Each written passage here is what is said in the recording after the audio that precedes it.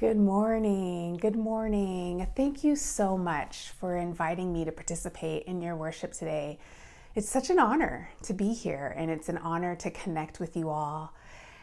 And I spend a lot of time in France. I'm going to share with you about one of my favorite Black Madonnas, but I am a lover of a Black Madonna. I am enraptured by the Black Madonna, and thankfully it's my work, but it's also my vocation and my love and my passion.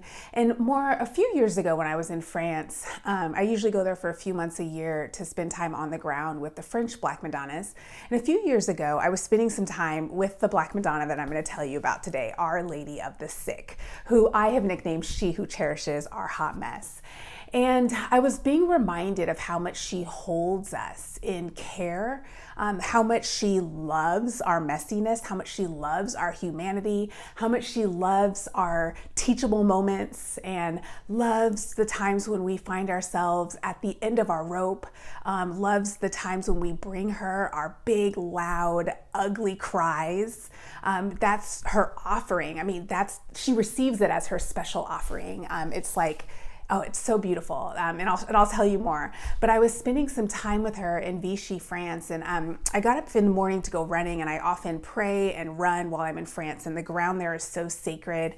The pre-Roman people who lived there over 2,000 years ago called it Nemassos, which means the sacred forest. And so they understood it to be sacred as well. And the entire region is surrounded by a chain of volcanic mountains. And so the ground itself is pitch black because it's the lava rock. And so I love to run when I'm there in France, and I find that I can drop into a headspace that's even more sacred than I often experience here in the United States. And I was asking myself, when did I first learn that my need was unacceptable, that needing to be taught, needing to be corrected, needing to be encouraged, needing to be accepted for who I am was just, ugh.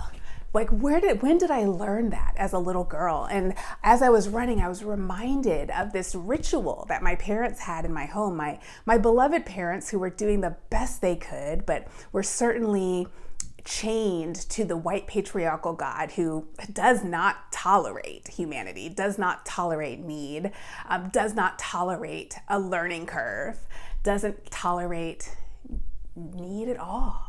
And so they were trying to prepare us to be pleasing to this God and pleasing to a society that hates Black bodies and doesn't tolerate Black need.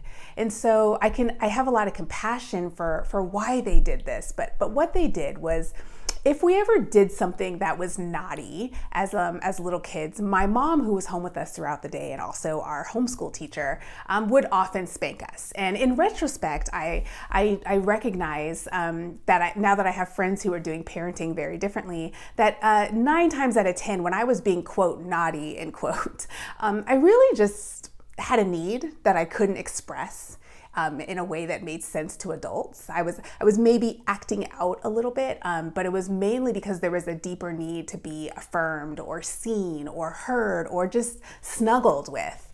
Or maybe I just needed a snack and a nap.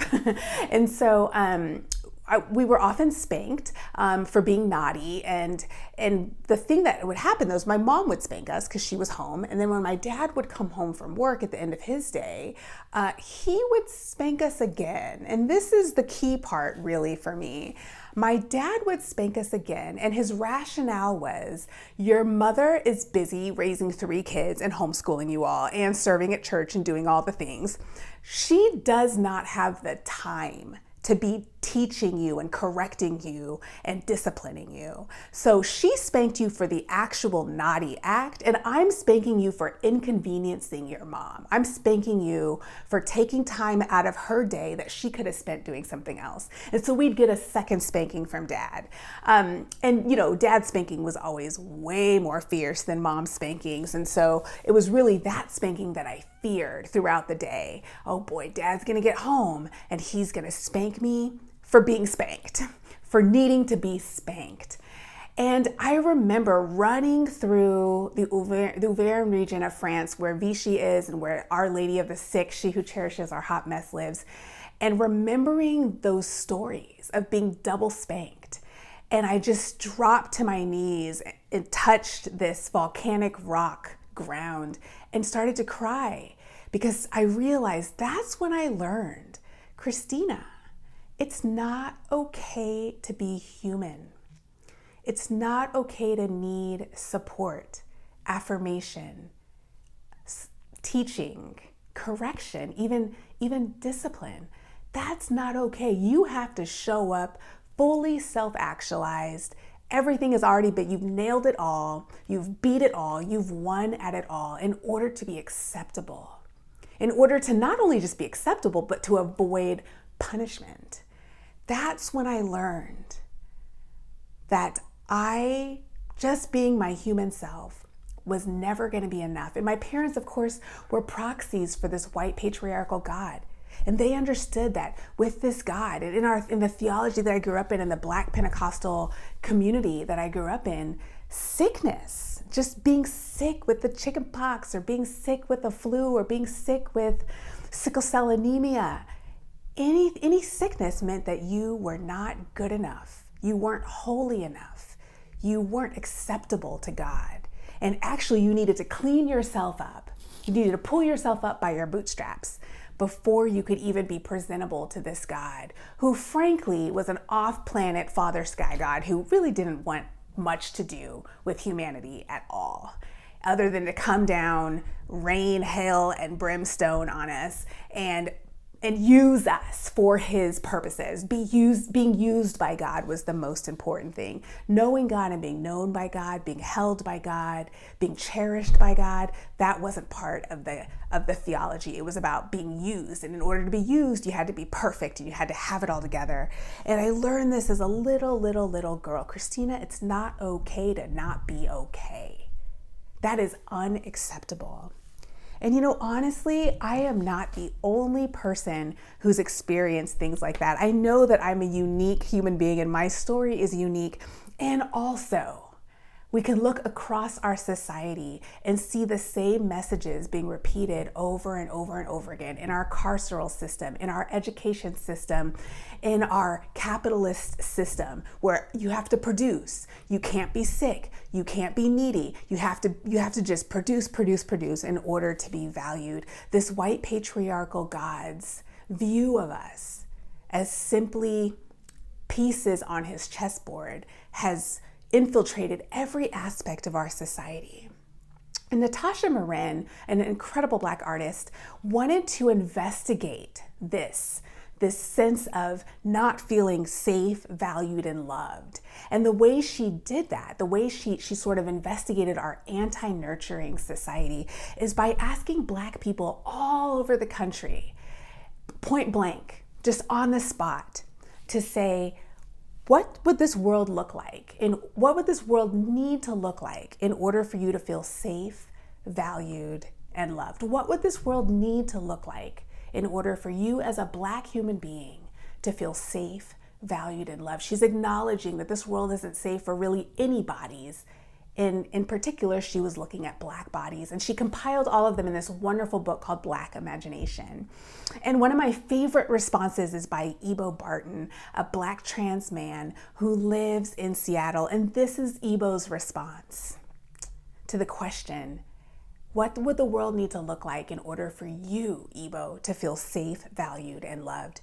Ebo says, in a world where I feel safe, valued, and loved, there would be skyscrapers filled with chairs where cisgender, able-bodied, affluent, straight white men and women could take several seats for months at a time.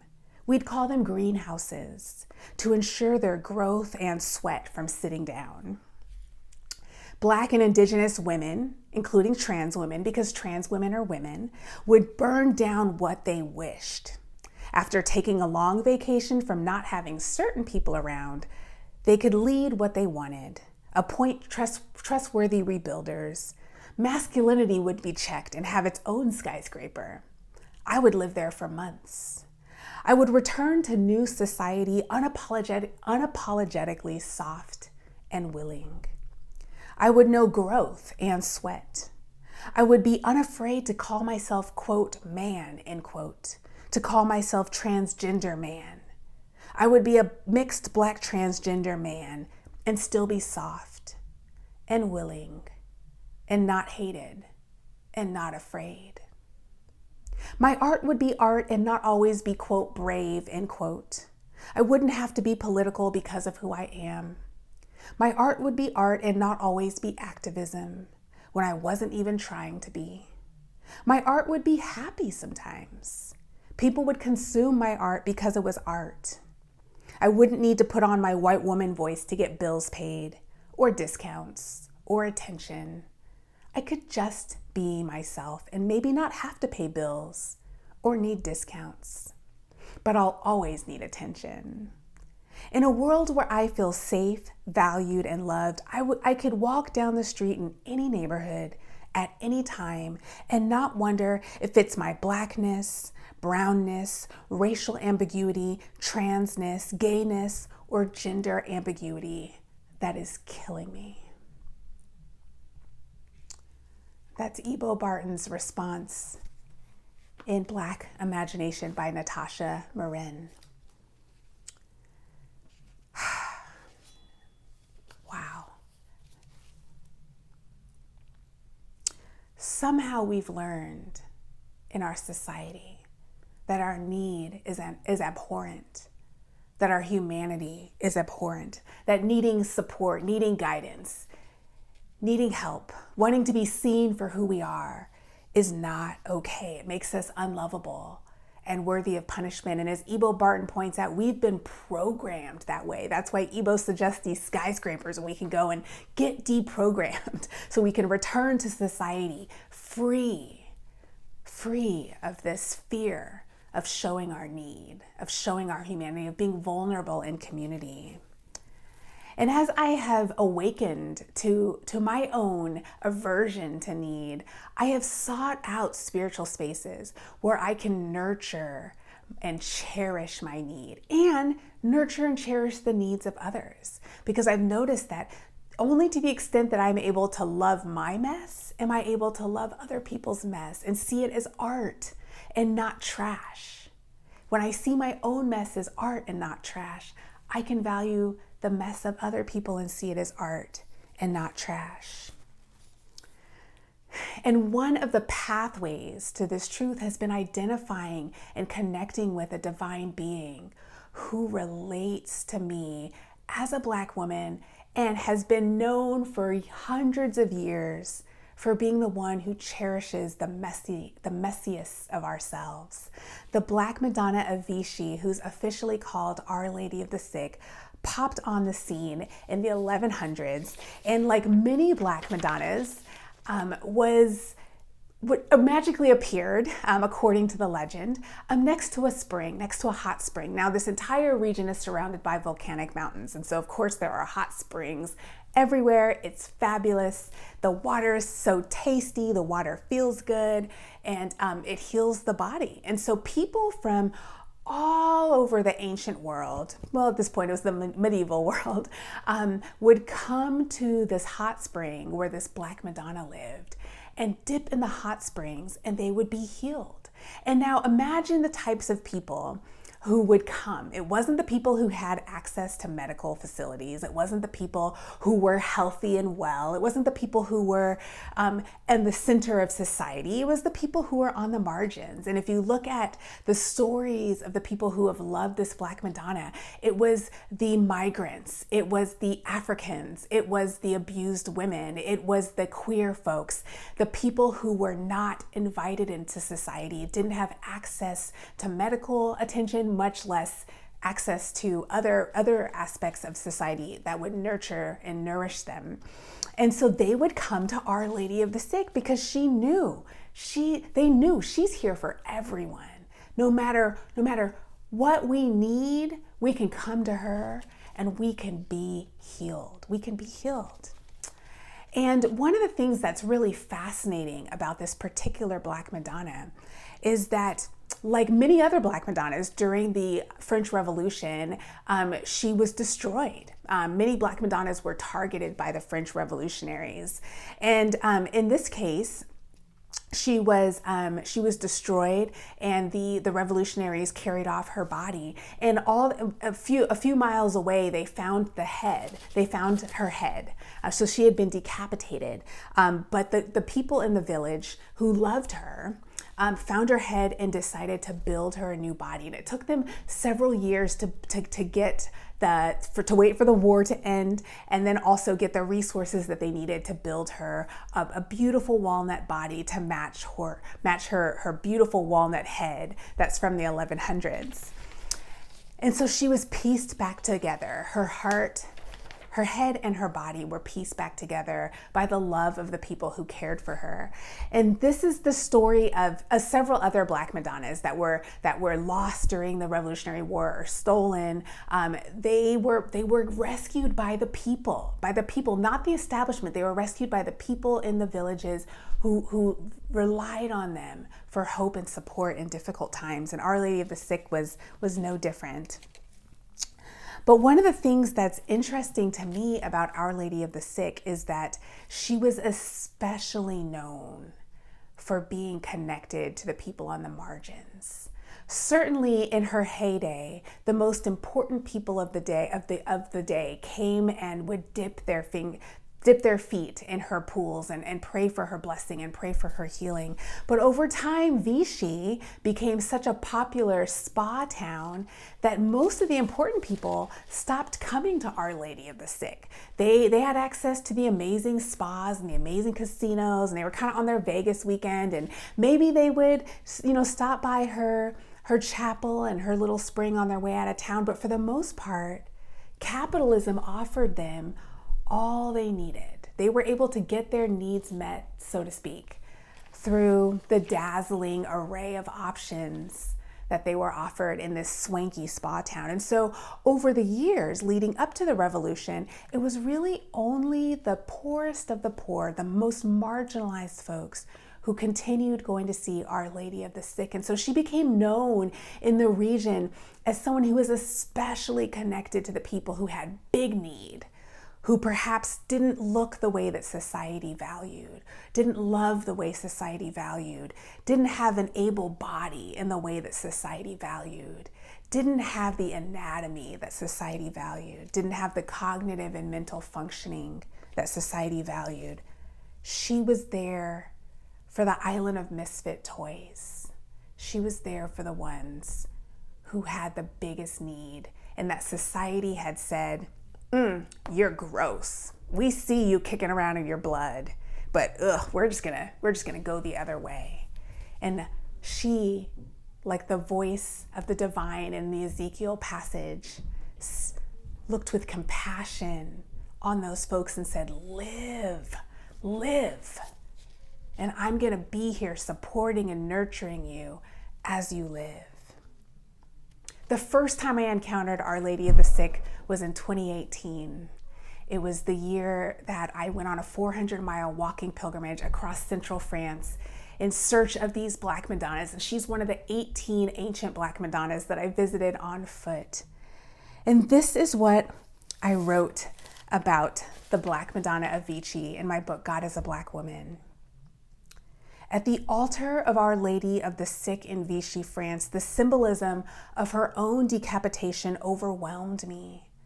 As I spoke to her of my own severed head and body, the ways in which I was disconnected from my need, I cherished the fact that she represented an image of the divine that understood my particular pain. Like me, she had been separated from her body for years, and like me, she had been pieced back together. I knew I could tell her my messy truth, that I was barely pieced back together and that I was often at war with my embodied need. I knew I could tell her that my healing journey was fitful at best. I knew I could tell her that even after years of trauma therapy and mindfulness meditation and embodiment practice, it still often feels like my body, my emotions, and my heart are miles away from my overdeveloped, overeducated, overlinear brain. I knew I could tell her that every step forward is followed by 2 steps back. I knew she understood because she too had been severed, and she understood that the process of being pieced back together is a sacred weaving that cannot be rushed. Her story of being healed years after being decapitated was proof to me that my healing does not have a deadline and that every step in any direction belongs. As I stood boldly in my need before her, I comprehended that she wasn't playing when she arrived on the scene in the Middle Ages and said, "Y'all can call me Our Lady of the Sick. That's who I am, and that's who I'm here for." And the piecing back together begins by accepting that she loves our decapitated humanity as is. We begin to heal when we walk our unhealed selves up to her altar and share our need. Pain notwithstanding, so much of our desire for physical, mental, and emotional healing stems from our desire for society to care for and nurture us. Our collective global experience of the COVID-19 pandemic attests to this truth. In the white patriarchal God's society, to have need is a social death sentence, and it is the best way to be excluded from any safety nets that are available. In particular, the elderly, people who live with chronic physical and/or mental illness, the disabled, and non-male people of color can attest to the fact that our anti-nurturing, inaccessible society shuns them and scorns their need. When we seek physical healing, we are not just looking for physical wellness. We are also looking for social acceptance and access to the goodies that white patriarchal God only reserves for the needless. But at Our Lady of the Sick, she who cherishes our hot messes altar, everything belongs, and our need is our special offering to her. You see, unlike the white patriarchal God, she welcomes our need because it reminds us to seek her out. She knows that we're much more likely to bypass her healing spring when we have the resources to numb our needs at the swanky spa across town. She knows she offers something the swanky spa can never provide. She knows that only her unquestioned, undeniable, unavoidable, unconditional love can piece us back together after the white patriarchal God's society has decapitated us. At her magical spring, she redefines the concept of healing. She doesn't promise to eradicate our need so that we can then fit into the white patriarchal God's concept of who's valuable. Instead, she offers to heal our relationship to our body. She reconnects our head and body so we can know how we feel and what we need. And we can begin to ask people for what we need and start to build communities based on meeting need rather than scoffing at it. In fact, Our Lady of the Sick exists most powerfully in our collective communities. Her matriarchal leadership inspires us to co-create the healing springs we need. We become her when we work together to share and meet our needs. Our Lady of the Sick lives on in communities that see need, not as something to be silenced, but rather something to be reclaimed. That's an excerpt that I wrote on She Who Cherishes Our Hot Mess, and I hope it nourishes you as it has nourished me. When I think about the divine being who in the Ezekiel passage looked upon that baby, that abandoned baby, who is screaming in its need, doused in its own blood, umbilical cord still not even cut, completely uncared for, when I see that divine being coming and saying, "Live, I'm here for you. I got you, bring your needs to me." None of this mess scares me away. It might scare other people away, but it doesn't scare me away. I love you. I see you. Share your needs. Be vulnerable. Live. Create these communities. Be she who cherishes our hot mess. Embody me. And do this in your communities so that you can all live.